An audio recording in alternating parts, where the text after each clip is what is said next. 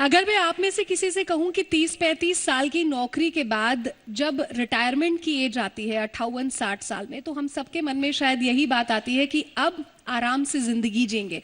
लेकिन आज जिस महिला को हम सम्मानित करने जा रहे हैं वो अपने रिटायरमेंट के बाद भी देश सेवा यहां पर कर रही हैं। नौकरी से रिटायर जरूर हुई लेकिन सेवा से नहीं। हमारे बीच है डॉक्टर लीला जोशी।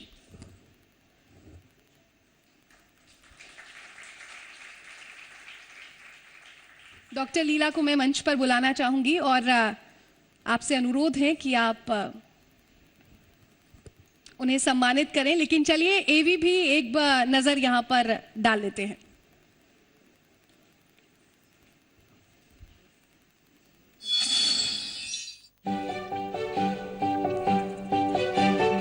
जिस उम्र में लोग आराम करते हैं, रतलाम की डॉक्टर लीला जोशी अपने इलाके में उस उम्र में स्वास्थ्य का अलग जगा रही हैं। 76 साल की डॉक्टर लीला 1997 में रेलवे से रिटायर हो गई थी, लेकिन वो रिटायरमेंट सिर्फ नौकरी से थी, सेवा से नहीं। डॉक्टर लीला ने आदिवासी महिलाओं में एनीमिया अवेयरनेस का एक बड़ा आंदोलन छेड़ दिया।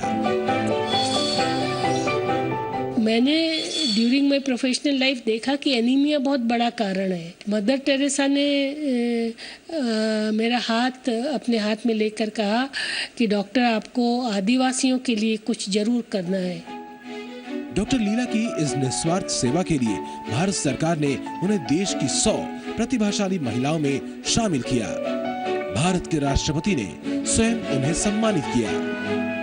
डॉक्टर जोशी की इस सेवा लीला को जी मध्य प्रदेश छत्तीसगढ़ का सलाम।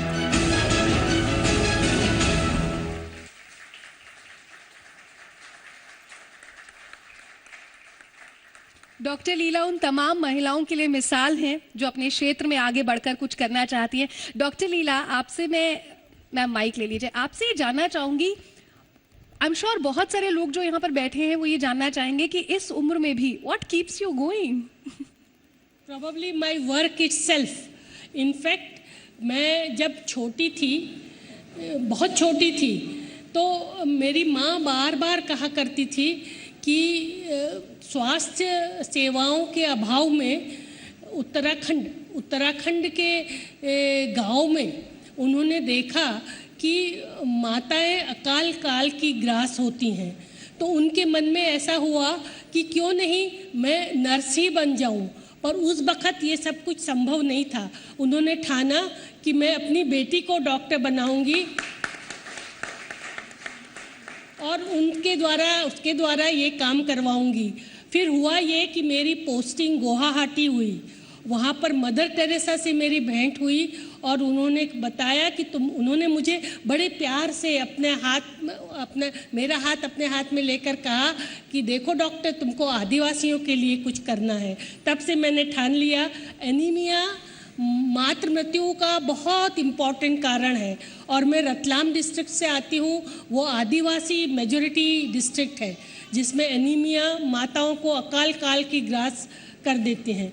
तो मैं अपनी पूरी टीम के साथ, मेरा एक छोटा सा एनजीओ है श्री सेवा संस्थान के नाम से, वो सब हम लोग आदिवासी इलाकों में जाते हैं और माताओं का एग्जामिन कर, और हम फ्यूचर माताओं के लिए भी काम करते हैं। मीन्स हम बालिकाओं के लिए एनीमिया इरेडिकेशन प्रोग्राम चलाते हैं, गर्भवती माताओं को देखते हैं।